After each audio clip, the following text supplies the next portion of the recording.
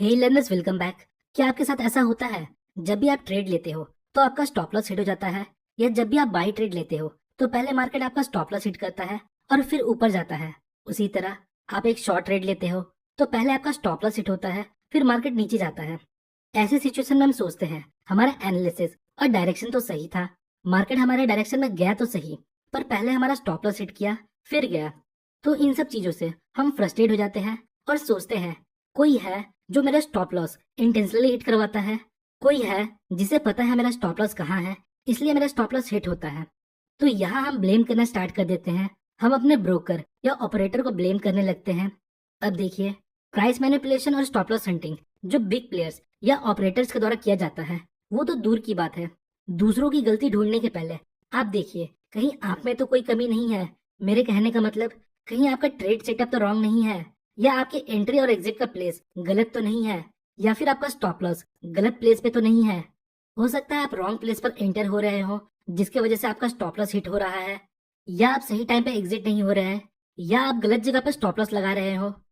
तो big players जो manipulation करते हैं वो तो करते ही हैं, जिसे हम आइडेंटिफाई करके कुछ हद तक अवॉइड कर सकते। अगर आपका एंट्री एग्जिट या स्टॉप लॉस का प्लेस ही गलत है तो विदाउट मैनिपुलेशन आपका स्टॉप लॉस हिट होता रहेगा, और आप सोचोगे ब्रोकर या ऑपरेटर ने आपका स्टॉप लॉस हिट करवा दिया। तो इस वीडियो में हम 5 पॉइंट्स को डिस्कस करेंगे कि क्यों हमारा स्टॉप लॉस रेगुलर हिट होता है, क्या रीजन है, और कहाँ आपको स्टॉप लॉस लगाना चाहिए, कहाँ आपको एंटर होना चाहिए, जिससे आप अपने स्टॉप लॉस को एक बेटर प्लेस पर रख सको। बट एक बात याद रखिएगा, मैं आपको कोई मैजिक ट्रिक नहीं बताऊंगा जिससे आपका स्टॉप लॉस कभी ना हिट हो।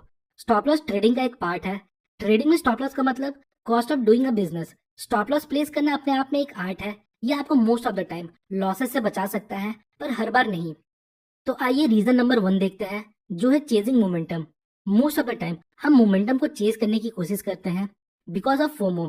FOMO means fear of missing out.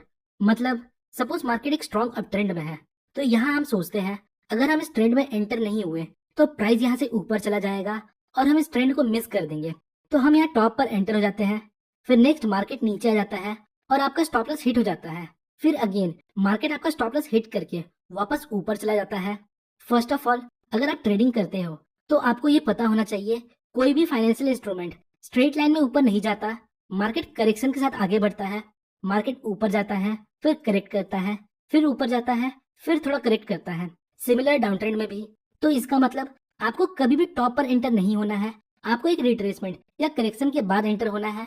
जब भी मार्केट में मोमेंटम बहुत ज्यादा होता है तो आपको वहां एंटर नहीं करना है। वहां आप पेशेंस के साथ रिट्रेसमेंट का वेट करेंगे और फिर एंट्री लेंगे, क्योंकि ट्रेडिंग सिर्फ स्ट्रेटेजी पर काम नहीं करता। ट्रेडिंग में साइकोलॉजी का बहुत इंपॉर्टेंस है। मतलब आपको अपने इमोशंस को कंट्रोल करना है। आइए एक एग्जांपल देखते हैं। फॉर दिस एग्जांपल, यहाँ हम टॉप पर एंटर होने की जगह रिट्रेसमेंट पर एंटर हो सकते थे। यहाँ प्राइस 50 पीरियड ईएमए को रिस्पेक्ट कर रहा है, तो जब भी प्राइस 50 पीरियड ईएमए पे रिट्रेस करता है और वहां एक बुलिश कैंडल दिखता है तो हम एंटर हो सकते थे। उसी तरह ट्रेंडिंग मार्केट के दौरान प्रीवियस की लेवल पर कैंडलस्टिक का कंफर्मेशन लेकर एंटर हो सकते हो। अब रीजन नंबर 2 देखते हैं, taking trade only based on candlestick. For example, हमने सीखा है हैमर एक बुलिश कैंडलस्टिक है। ओके, जब भी डाउन ट्रेंड में हैमर बने तो हमें इसके हाई ब्रेक पे बाय करना है। तो क्या ये आपको इतना सिंपल लगता है?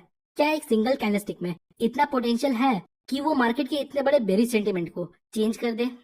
सो आंसर इज नो।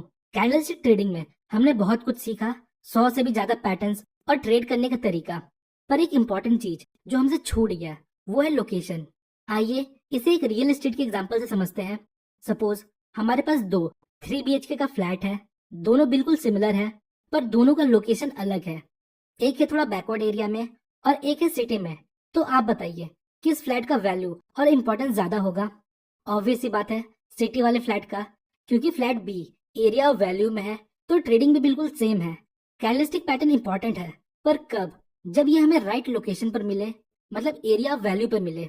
वापस हैमर वाला एग्जांपल पर आते हैं। तो यहाँ हमारे पास हैमर है जो डाउन ट्रेंड में बना।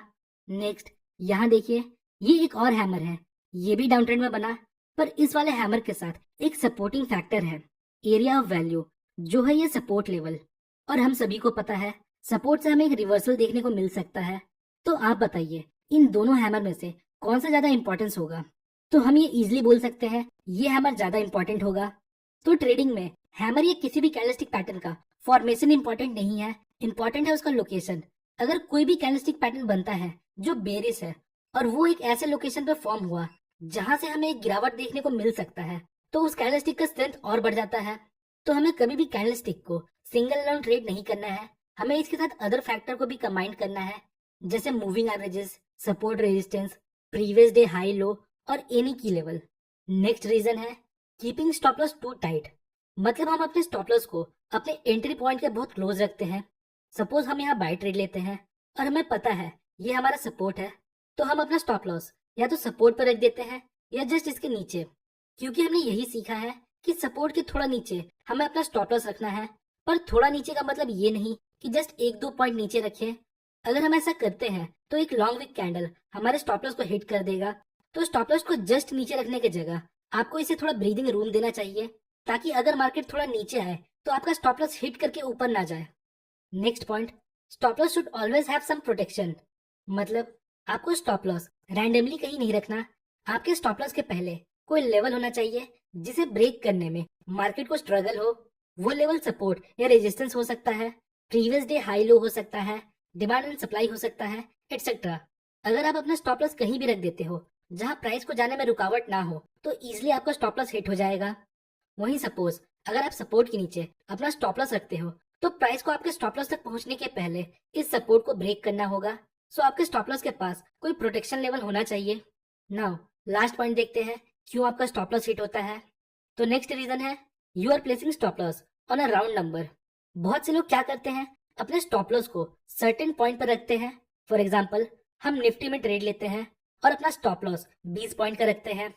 या हम देखते हैं आज निफ्टी बहुत वॉलेटाइल है, तो आज मैं 50 पॉइंट का स्टॉप लॉस रखूंगा। हम सोचते हैं मार्केट ज्यादा वॉलेटाइल है, तो हम बड़ा स्टॉप लॉस रखते हैं। पर स्टॉप लॉस रखने का ये एक गलत तरीका है। हम स्टॉप लॉस को राउंड फिगर या कुछ पॉइंट्स के बेस पर नहीं रख सकते।